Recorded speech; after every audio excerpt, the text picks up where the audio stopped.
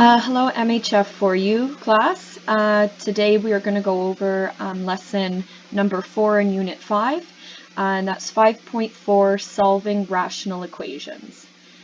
Okay, so basically that means we're still solving for an equation, so that means we're isolating for the x value that makes left side equal right side. And then we're just having rational functions here, so that means we could have variables in the numerator and the denominator. So before we jump into things, let's just review kind of the process we would use if I asked you to solve an equation like this. So if we had x over 5 plus 3, and remember I just wrote that over an imaginary 1, just so it's all in fraction form, is equal to x over 2.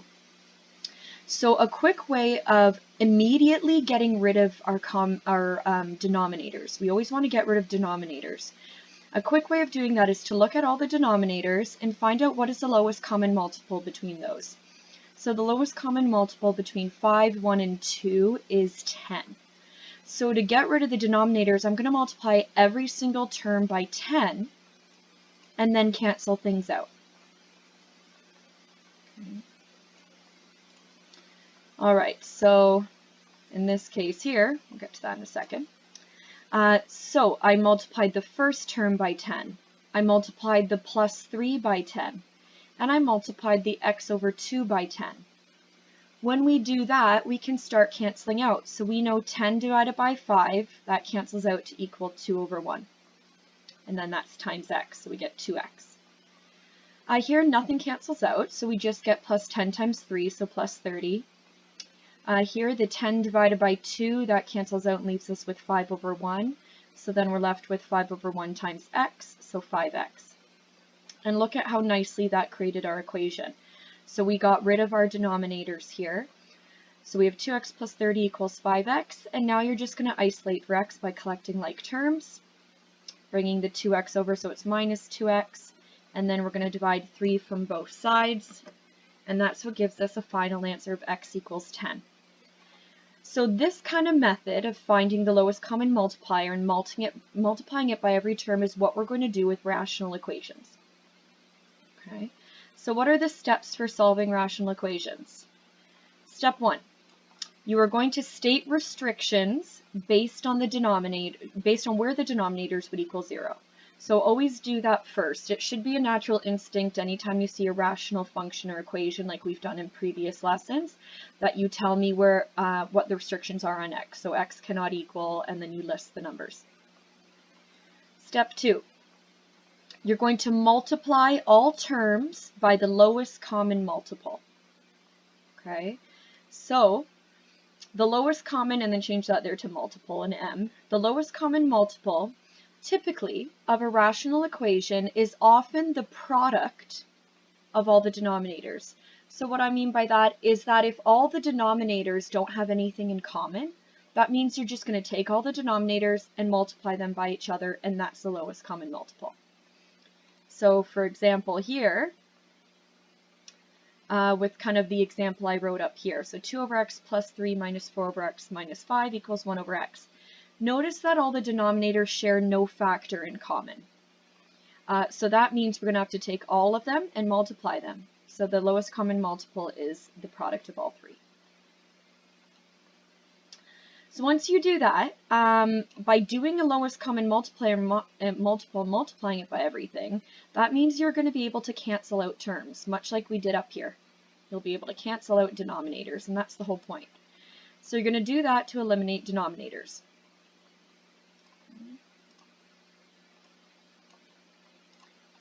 All right, next step. You are going to expand and simplify where needed. So you may have to distribute some terms that are outside the brackets and to the terms inside. After you do that, you're going to solve the equation. So you're going to bring all terms to one side of the equation, set one side equal to 0, and then you're going to solve an equation like you're used to. So you're going to factor if needed, especially if it's degree 2 or higher. Okay, so remember, degree 2 or higher is where we have to do the factoring method. Okay. Obviously, if it's a linear expression, then you just have to isolate for x. Okay, just like what we did up here. Lastly, you can always check your solution by substituting the x values you got back into the equation to ensure left side equals right side. Okay, so you don't need to wait for me to mark it to do your checks. All right, keep in mind that, remember, if I ask you for what the root of this equation is, so if I give you a function and I set it equal to 0, okay, the answer to this, okay, so the x values that make this true are going to be called roots. Keep in mind that's the same thing as if I asked you what are the zeros of this function here, or the x-intercepts. Okay. So they represent the same thing, but keep in mind that when we solve an equation, that's when something's equal to 0, and then we always say that when you solve an equation, you get the roots of the equation. So it's just another terminology for it. Based on what we learned from the previous lessons, we know that the zeros of a rational function of this form are always the zeros of the function in the numerator. So we can save ourselves time and just set ax plus b equal to 0 and solve for x. Keep in mind here, reciprocal functions, f of x equals 1 over g of x, do not have roots. Okay, and the reason for that is because, remember our first lesson about reciprocal functions, if you have 1 over a function, that immediately means that your denominator has a that your numerator has a degree that is less than your denominator. So that means when you have a scenario like this, so the degree of the numerator is less than that of the degree of the denominator, and good review here, that means you have a horizontal asymptote of y equals 0. Because of that, that means there are no roots, and therefore 1 over g of x cannot equal 0.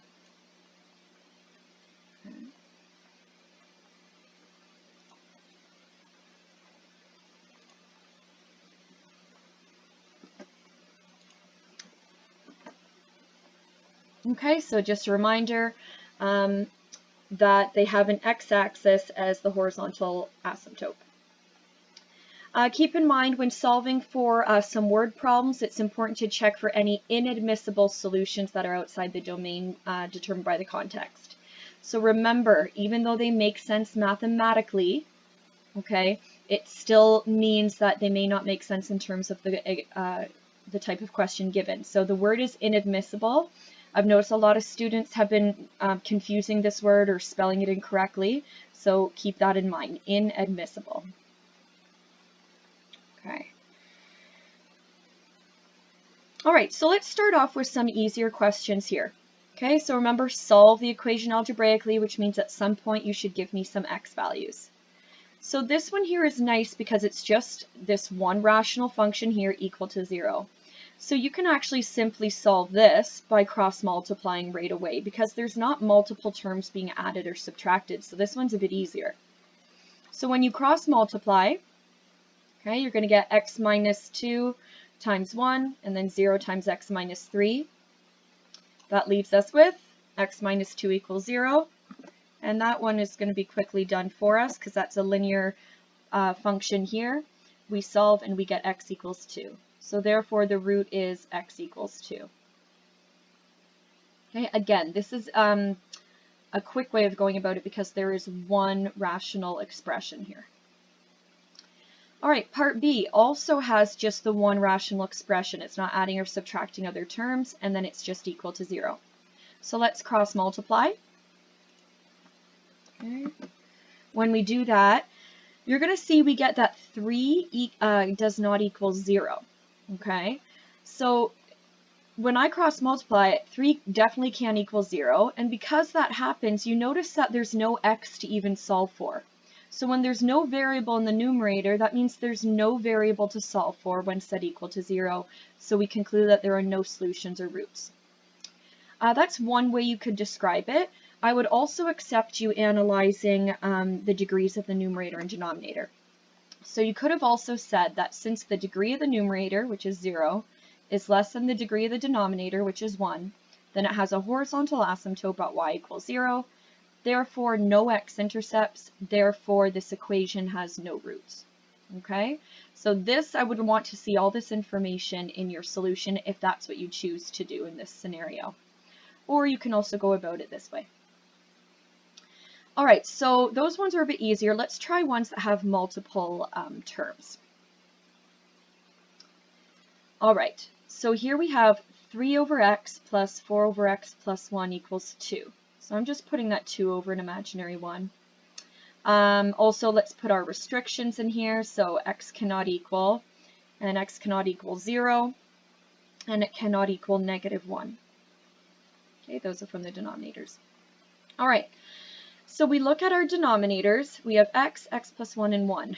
There's nothing common between those three, so it's not like we can repeat one. So we have to multiply all them together. So our lowest common multiple is going to be x times x plus 1. We are going to take that and we're going to multiply it by this term, multiply it by this term, and multiply it by the 2. And this is what it should look like. So notice here, this is the lowest common multiple. Okay. So just in purple here. So I took the LCM and I multiplied it by the first term, the second term, and the term on the right. So you always have to do it to every term in the equation. What happens there is that the x's cancel out here, so those are gone. The x plus 1's cancel out for the second one. And then on the right side here, nothing cancels out. Okay, there's nothing in the denominator that can cancel out. So then we are left with x plus 1 times 3 plus x times 4, which equals x times x plus 1 times 2. So now you can begin to distribute. Okay, so now you can do, okay, x times 3 plus 1 times 3 plus x times 4. And then over here you can do a few at a time, but you can do x times x plus x times 1. And then you're going to obviously take that full answer, oops, and take that answer and multiply it by 2. Okay. It doesn't matter which order you go about expanding this one. Okay. All right, that should leave you with 3x plus 3 plus 4x equals 2x squared plus 2x. So I want you guys to notice here that because this is going to be when we collect like terms, we're still going to have an x squared term. So that means we have a polynomial of degree 2. So we know that we're going to have to, we can't isolate for x for that, that's only for linear. So we're going to have to bring all terms to one side, set one side equal to 0. Okay, so we bring them all over and collect like terms, and that will give us 0 equals 2x squared minus 5x minus 3. Okay. And we know how to solve questions like these from Unit 4, so our next step is to factor. This is a complex trinomial, so we're looking for two numbers that multiply to -6 and add to -5. So that'll be -6 and 1. Remember, because it's complex, that we are going to have to use decomposition. So we use decomposition, and that leads us to 0 equals x minus 3 times 2x plus 1. Remember, the whole point of this question is to solve, so we have to find our two roots. So our roots are going to be x equals 3 and x equals -1 over 2. And that should be your final statement. Okay, so you should say, therefore, the roots are x equals -1/2, comma 3. And if you sub those back into these equations, so if you subbed in -1/2, -1/2, left side would equal right side, and it would be the same for if you subbed in 3. All right, so solving equations like these are all these same steps over and over again. So now let's try doing something similar to this, but in a word problem. So that means we're going to have to come up with the equation ourselves, and that's usually what the trickiest part is for this. All right, so Our first word problem says, when they work together, Stuart and Lucy can deliver flyers to all the homes in their neighborhood in 42 minutes. When Lucy works alone, she can finish the deliveries in 13 minutes less time than Stuart can when he works alone. How long does it take Stuart when he works alone, and how long does it take Lucy when she works alone? So what's very interesting here is that we have to deal with the fact that we know that they complete one job. So delivering all the flyers in the neighborhood is what we're going to consider completing one job. And we know how long it takes for them to do that together, but we don't know how long it takes for each of them to do it on their own. Now, typically, whenever it asks something like this, how long does it take Stuart when he works alone? That's usually a hint of what your unknown variable should be. So because we both don't know what both of their times are, but we do know that Lucy's time depends on Stuart's time. So we know hers is going to be Stuart's time minus 13. So that gives us a hint that we're going to let X represent the time it takes Stuart to complete the job on his own in minutes. Okay, so whatever the question's asking, that's usually a hint of the unknown variable. Because of that statement, then we know that Lucy's time is going to be X minus 13 to complete the job on her own, also in minutes.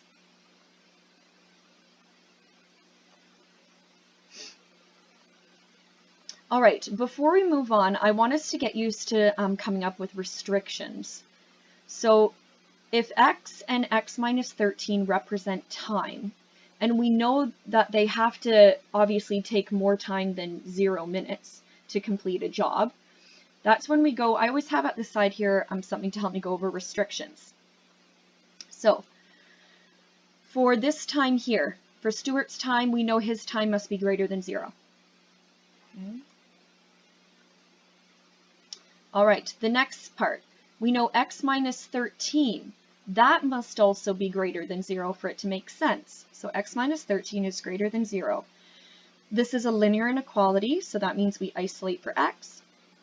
So we have found out that X must be greater than 13. Something else that you might want to think about, okay, and this is kind of where logic comes into play. If when they work together, when two people work together, obviously assuming that they're being the most efficient, when two people work together, they're going to get the job done in a faster amount of time than they would on their own. So some other students, I put this one in red just because this one just comes from a bit more of common sense thinking in this rationale, that if they take 42 minutes to complete the job together, then that means on their own they should take longer than this. Okay, so that's why we say X is greater than 42, just something to keep in mind.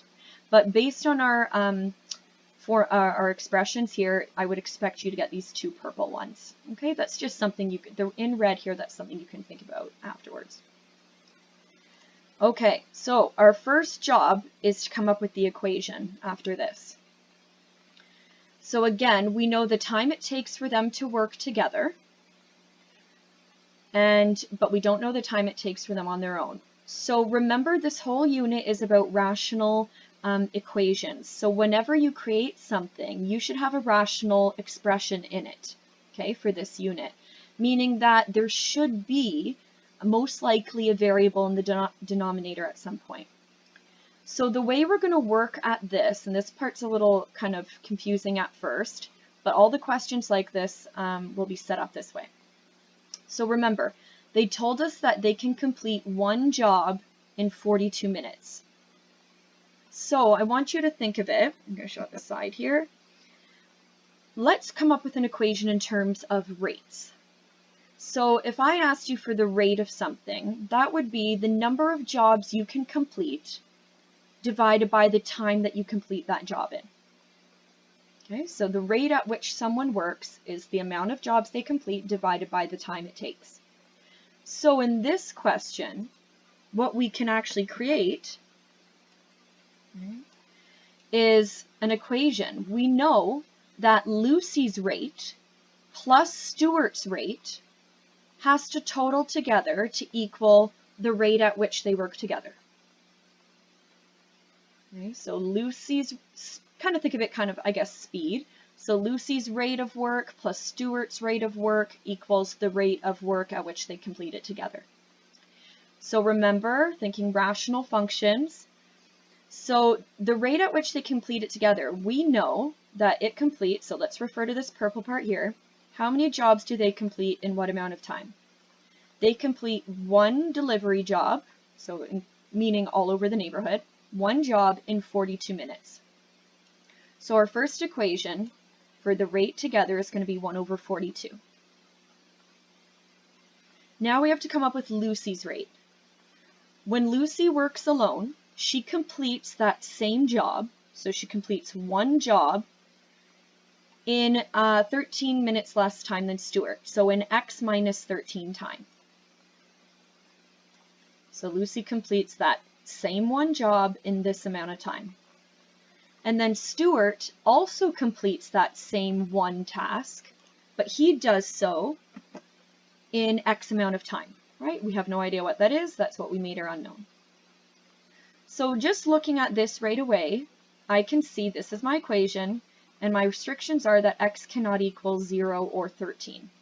Okay, so I can see that from the denominators here. Notice that the 42 denominator doesn't have an X, so there's no restriction there. All right, so now we're going to solve this. So our lowest common multiple, remember, look for any common denominators. We don't have any common denominators, so it's not like we have an X over here too. So we have 42, X minus 13, and X, so the lowest common multiple is going to be the product of all of those. So 42 times X minus 13. It does not matter what order in which you write them. So you know the drill. We're going to take this LCM and you're going to multiply it by the first term. You're going to multiply it by this term here, and then plus the LCM multiplied by 1 over X. Okay. All right. So again, I'm just going to outline in yellow here what the lowest common multiple is. So we're multiplying it here, here, and here. All right, so in the first term, the 42 should cancel out. In the second set of terms, it should be the X minus 13s canceling out. And then the X's should cancel out for the last one there. All right, notice that that will leave us with X times X minus 13 times 1 equals 42 times X times 1 plus 42 times X minus 13 times 1. All right, so go ahead and expand all those. So distribute here, expand here, and expand here. Okay. And you should end up with X squared minus 13X equals 42X plus 42X minus 546. Okay. So again, I notice I have polynomial of degree 2 here. It's not going to be canceled out in any way, so I'm going to bring all terms to one side of the equation. Okay. So we just collected these like terms here. And now bring all terms to one side. Again, it doesn't matter what side you bring it to. So I brought them all to the left side to get X squared minus 13X minus 84 plus 546 equals 0. All right, let's collect our like terms. So we get X squared minus 97X plus 546 equals 0. This is a simple trinomial. So right away, we should be knowing that we have to factor in order to solve this. So two numbers that multiply to 546 and add to negative 97. Obviously, you can test on your calculator. I know some of you seeing these large numbers might go right to quadratic formula. That's okay too. Just the minute you notice that you get two whole numbers, you're going to know that you could have factored using this method. So we get negative 91 and negative 6, and we can sub those right in. So X minus 91, X minus 6 equals 0. And that means that we have two possible roots. We have that X could equal 91 or X could equal 6. Now keep in mind, I'm going to go back up to our restrictions. We told ourselves over here that these two restrictions we knew from our expressions. We knew that x had to be positive, and then we knew that x had to be greater than 13. So we ask ourselves, which one of these two overlaps the other? So which one kind of trumps the other and becomes the most important? And that would be this one, okay, out of these two at least. Okay, this one we're just going to use for logic's sake later on, but mathematically we know that the restriction is that x must be greater than 13 here. So I'm going to say that x equals 6 is inadmissible since x must be greater than 13, right?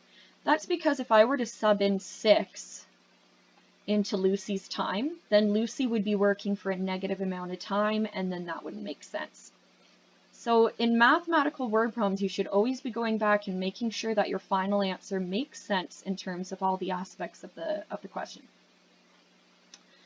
All right, so we're going to come over here, and you're going to give your therefore statement, and you're going to say, therefore it takes Stuart 91 minutes to complete the job on his own. And notice that, remember this in red here was kind of like our logical thinking. That makes sense that it's greater than the amount of time it takes them to do it together. Okay, and now we have to find Lucy's time. So Lucy is 91 minus 13, so it takes Lucy 78 minutes to complete the job on her own.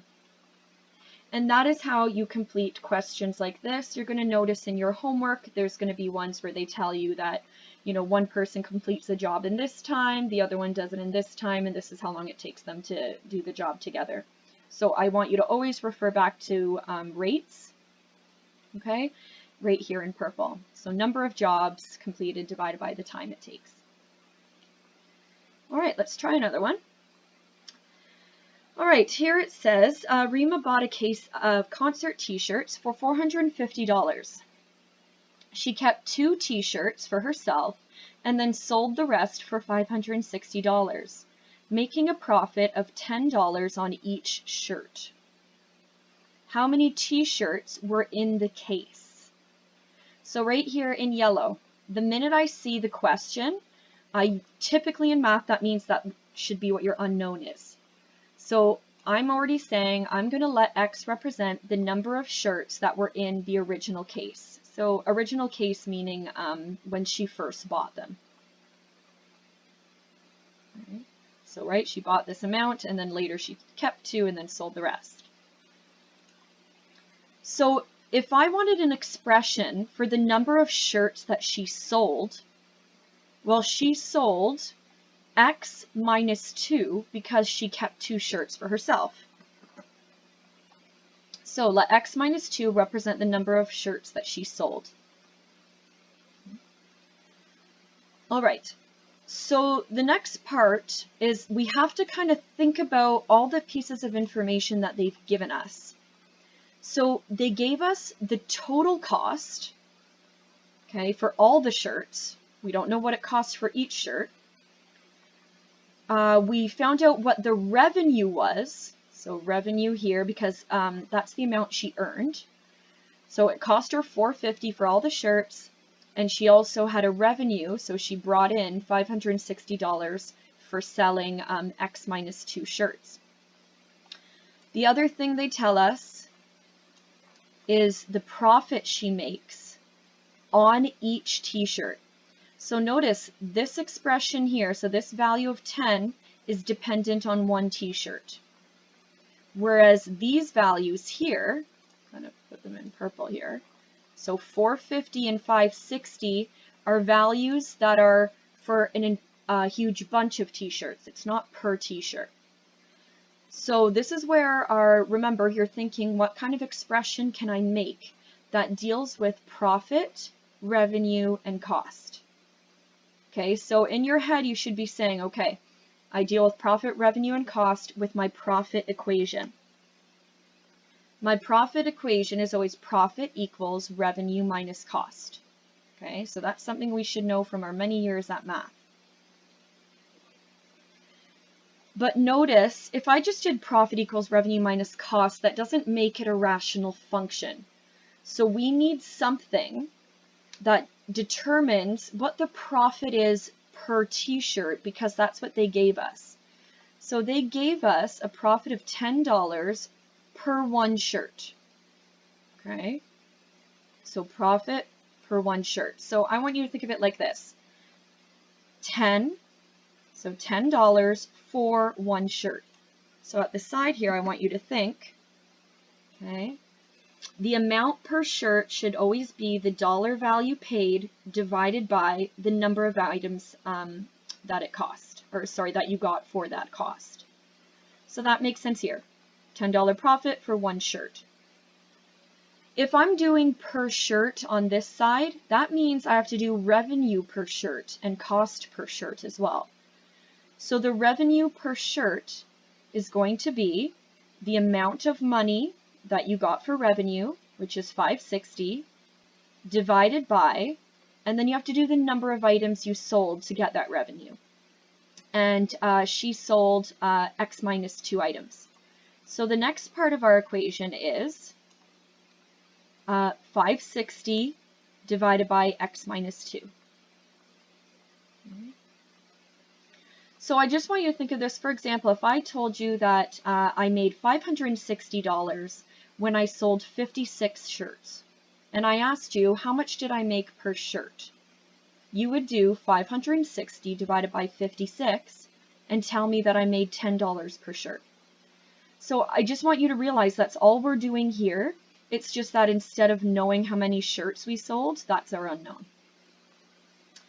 The cost per shirt. So you're going to do the dollar value you got for cost. So it cost us $450. And the number of items for that amount. And we were going to assume that that's represented by X.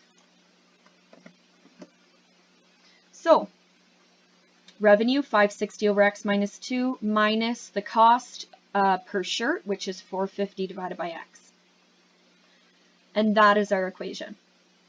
And notice it's rational. It has the variable in the denominator. And our restrictions are that X cannot equal 0 or 2. Okay. At the side here, again, you should be thinking of your restrictions. Okay.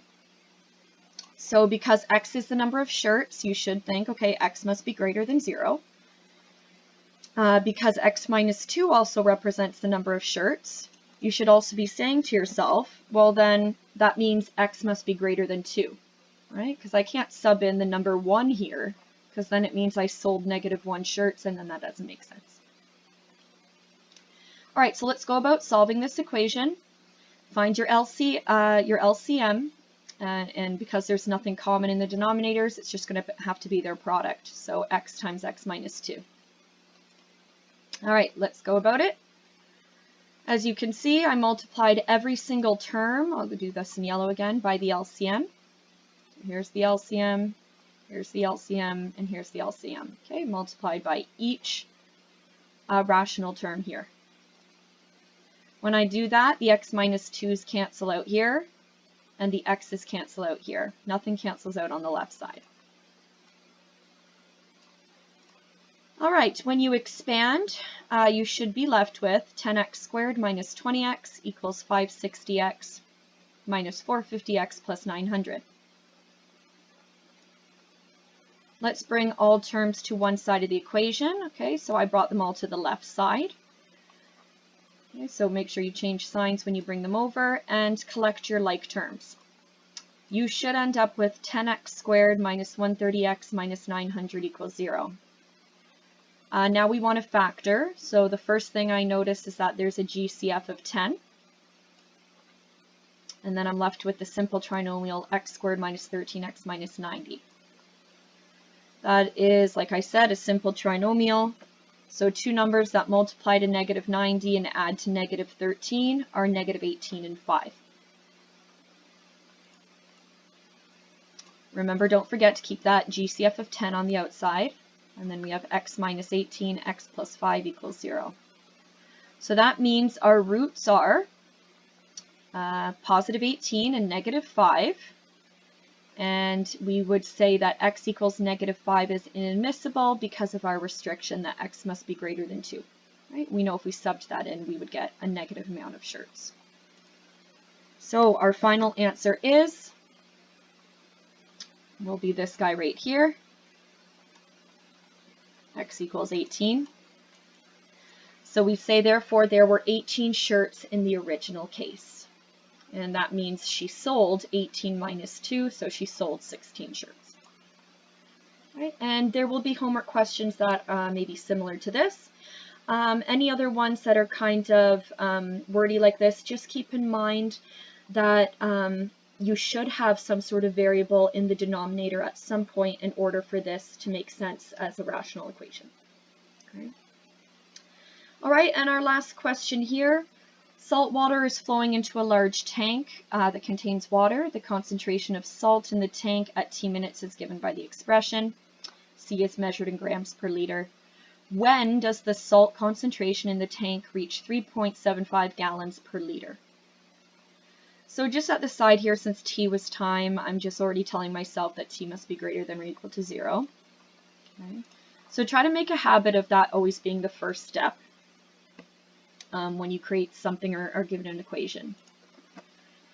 All right, so they told us that C of t is equal to 3.75, and now we have to solve for t. So we sub it into the equation. Noticing here, our restriction on our denominator is that t cannot equal negative 25. But this restriction here, t greater than or equal to 0, actually eliminates us having to say that. All right, and a question like this, two things you can do. You can just cross multiply if you'd like, or you can maintain kind of the steps we've been doing. They both lead you to the same thing.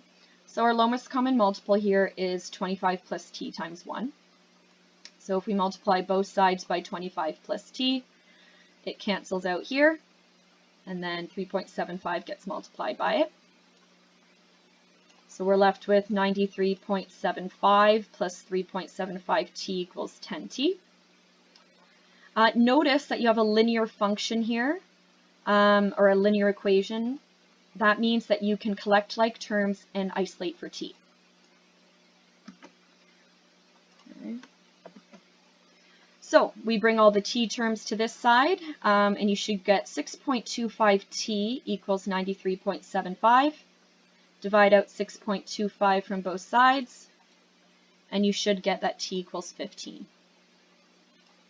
So that means it will take 15 minutes for the concentration to reach 3.75 gallons per liter. And that is how you can go about solving rational equations. Right. I hope everyone enjoyed it. Make sure you go through these examples again right before you go over similar homework questions. And make sure that you do every other homework question, and then if you're still struggling, please go back and do the other ones just to fine-tune your learning if you think you're struggling with some of the concepts. All right, see you next time for 5.5.